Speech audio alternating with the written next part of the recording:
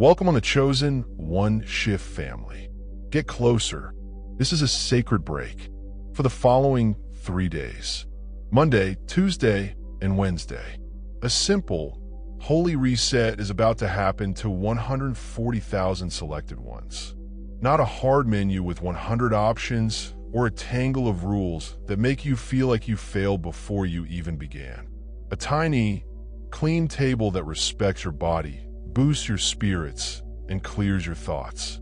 We're not here to worry about food. We're here to get back our clarity. We're here to get rid of the weight that's been weighing us down, to quiet the cacophony that's been clouding our minds, and to sever the ties between our hunger and our anxiousness. It's time to tidy up, a moment of returning home. If this word speaks to you, please subscribe and click the bell before we go any farther. Give this video a thumbs up so other selected ones may discover in the comments. Stay on topic. Tell me one thing. You're letting go for these 3 days and doing one simple thing. Water, salmon, greens, berries, prayer, and a stroll. Someone who needs bravery right now will feel stronger after hearing what you say. Pay attention to me. God isn't mad with you. If you trip, feel like you have to eat something, or your desires are too strong, you don't have to feel ashamed. You are not out of the running.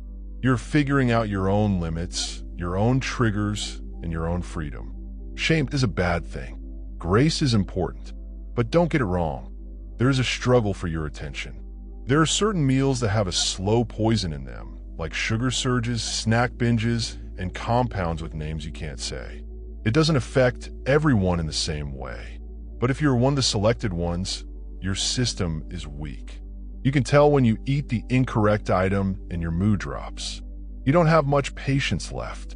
Your prayers taste thick in your tongue. You're less patient, less sympathetic, and less able to hear that quiet, thin whisper. Satan has an easier time fighting when the body is poisoned.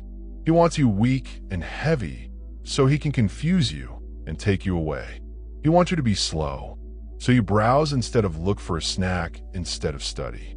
Instead of praying, react to spirits. Listen for your yes to the yearning, since that yes might open a door. But now we lock the doors for 3 days. We're going inside the temple. Do you not know that your body is a temple of the Holy Spirit? Paul inquired. The temple wasn't a fair.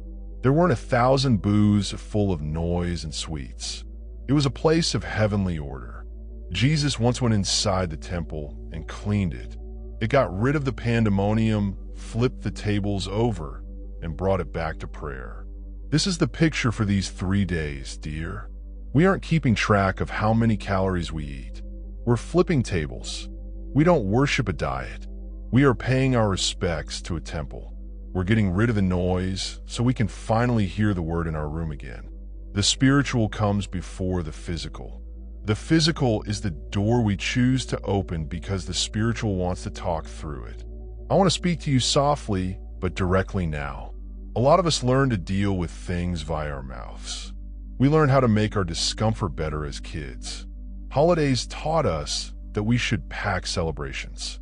We learned that ice cream listens when we break up.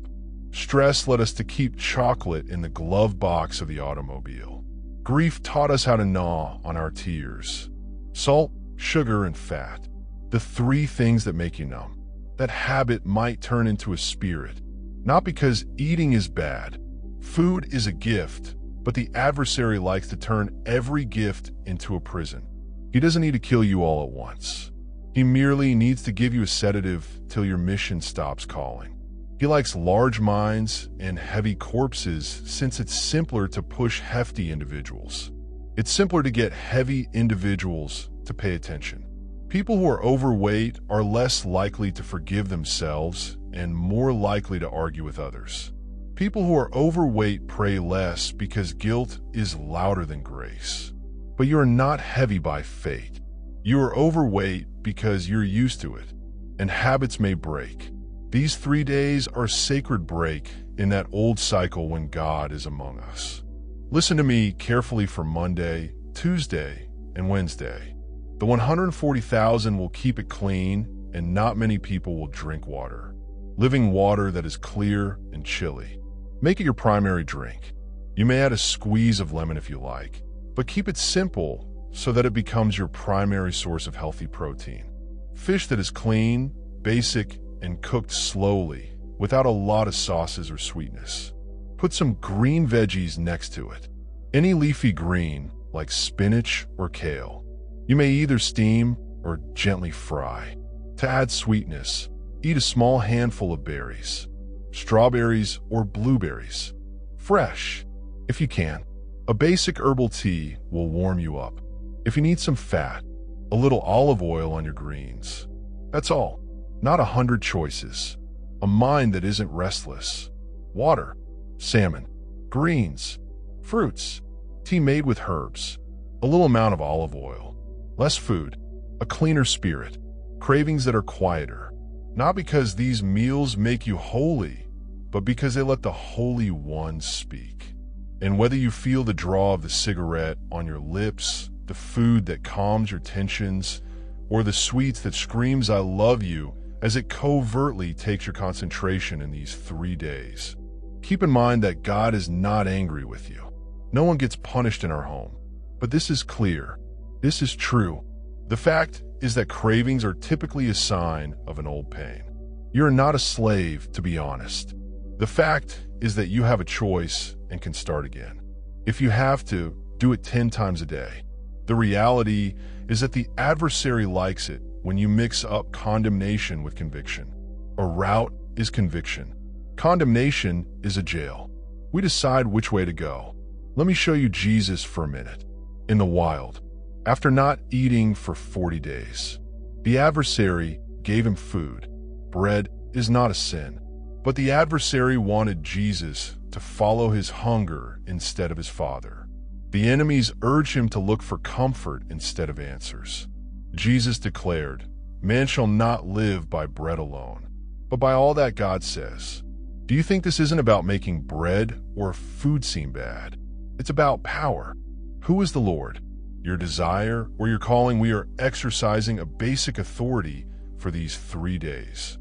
We are picking fewer meals not because we are punishing ourselves, but to make a statement. I live by the word. My body is a holy place. My mind is a safe place. My soul is awake. A different image from the Gospels. He didn't put up a buffet with 50 options when he fed the crowd. He made do with what he had, which was fish and bread. Simple meal, miraculous fullness. It wasn't the intricacy that made it a miracle. It was in the benediction. Salmon is our fish greens, our farms, our berries, our sweetness, and our live stream. We pray to God to make the basic enough. We beg Him to give us more serenity, more clarity, and more concentration. We beg Him to heal the spots where we utilized food like a bandage over a wound that requires light. The chosen ones. When your senses are dull, you're in danger. When your spirit is dead, when your body is too exhausted to stand, watch.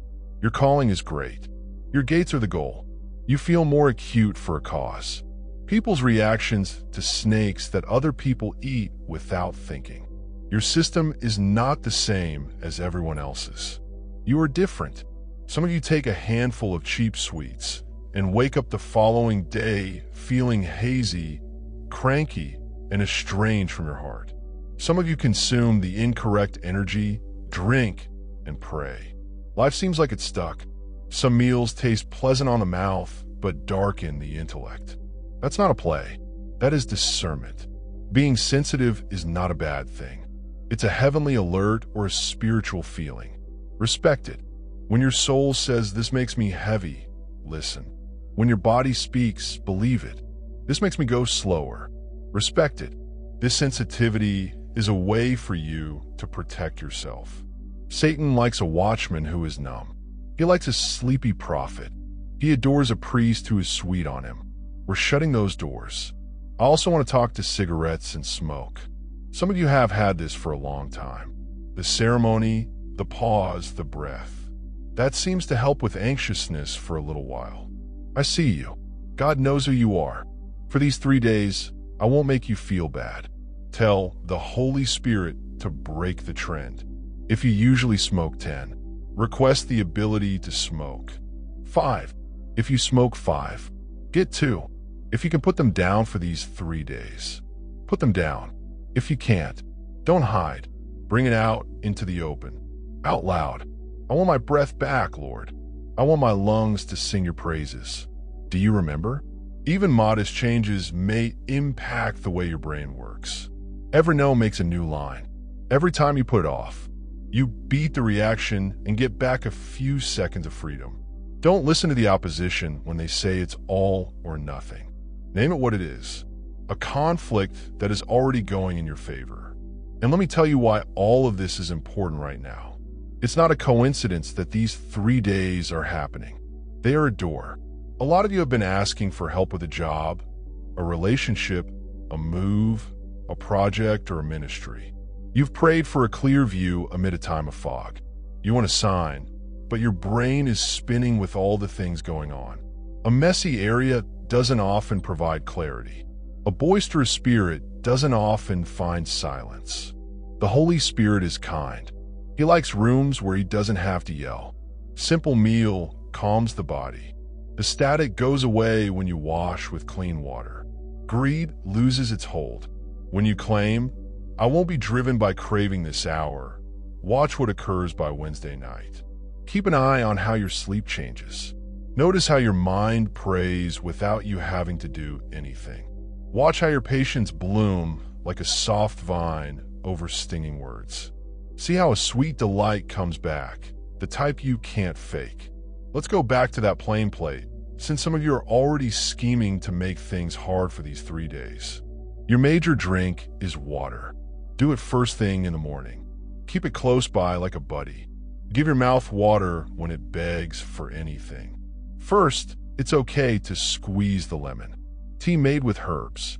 Think basic if you need comfort when it's time to eat. Salmon prepared green slowly, either by simply frying or steaming them. A few berries to finish, if you really need further help. A modest dish of plain oats in the morning may be sweetened. You could put some berries on top, but only if your body requires them. Slice a cucumber and add some salt on it if you want something crunchy. A little olive oil on your greens is a healthy fat trickle. That's all. Let the repetition be holy, and let the peaceful plate be a bell that beckons your spirit to pray. You're not being penalized. You're getting ready. You can feel restless on the first day. That's the sound of chains moving. You can feel light on the second day, as if your thoughts are fully in order. You could experience a clear strength in your prayers on day 3, like your words are piercing through the fog. And if you don't feel any fireworks, that's okay. The gift is going to happen no matter what. Seeds typically grow in the ground where you can't see them. Have faith in the peaceful effort. I want to express this with love. Some of you feel like you've done everything for everyone else and forgotten about yourself. You prepared for other people, soothed them, prayed for them, paid for them, and then you ate inexpensive snacks in the dark to dull your tiredness. Here, this benediction lets you revere your own temple. You may remark, it's time for me to clean. You may leave for 15 minutes and sip your water in solitude. You may choose a basic platter and grin if you like. You may ask for love from yourself, not only give it to other people. It's not selfish to go inside. It's taking care of things. Your soul that prays within you needs a clear path. This is legalism if the adversary whispers. Say yes and smile. No, this is love. It won't matter if he makes fun of you. Answer what matters to the person who asked me to leave aside my temple for a time. You can't keep it to yourself if he accuses you. I can start again. And if he tries to get you to do anything by promising you sweets and then shaming you, remember that he only gives you shortcuts to desserts. The Spirit gives you paths to gardens. When these 3 days are over, don't let everything go back to normal. Keep one item you learned. It might be your water first. It may be greens for lunch. It may be Sunday night. Salmon as a family rock. It may be the 10-minute stroll you take after dinner when you chat to God like he's sitting on the porch with you. Keep one basic thing as a reminder stone so you can recall how clear these days were. Let's pray, Dad. We give you our bodies, brains, and souls. We open the doors to our temple and invite you to clean up what needs cleaning, heal what needs healing, and put things in order that seem out of order. Give us the strength to choose grace to get back up when we fall and joy to savor the sweetness of these days. Protect us from the plans that want us to be sad and burdened. Breathe your tranquility into our slumber and your clarity into our thinking. We give you these 3 days: water, salmon, veggies, fruit, and a heart that listens. Amen, in the name of Jesus. Family, this is your time, not because a dish makes you holy, but because holiness is coming to your plate. Not because you'll never want anything again, but because desires won't control you. Not because the devil stops knocking, but because you stop letting him in. There is water in your cup, salmon on your plate, greens next to you, berries for sweetness, breathing prayer. Monday, Tuesday, and Wednesday. Easy, holy. Take a strong step. I agree with you. And in the comments, please tell me precisely what you're letting go of and what basic practice you're going to do so that we can figure this out together. Dear viewers, your support through Super Chat and membership is the only source of income that keeps this channel running. If you want me to continue uploading valuable content without delays and to stay motivated in providing you with the best wisdom, I need your help. Every contribution, big or small, makes a huge difference. Feel free to donate and support Pure Wisdom so we can keep growing together. Your generosity keeps this journey alive. If you're enjoying the content on Pure Wisdom and find value in the messages we share, I encourage you to subscribe. Based on the latest analytics, 93.9% of viewers are watching without subscribing. By subscribing, you not only stay updated with new content, but also support the channel's growth, allowing us to continue spreading wisdom for the chosen ones. Hit that subscribe button and turn on notifications so you never miss an important message. Let's build this community together.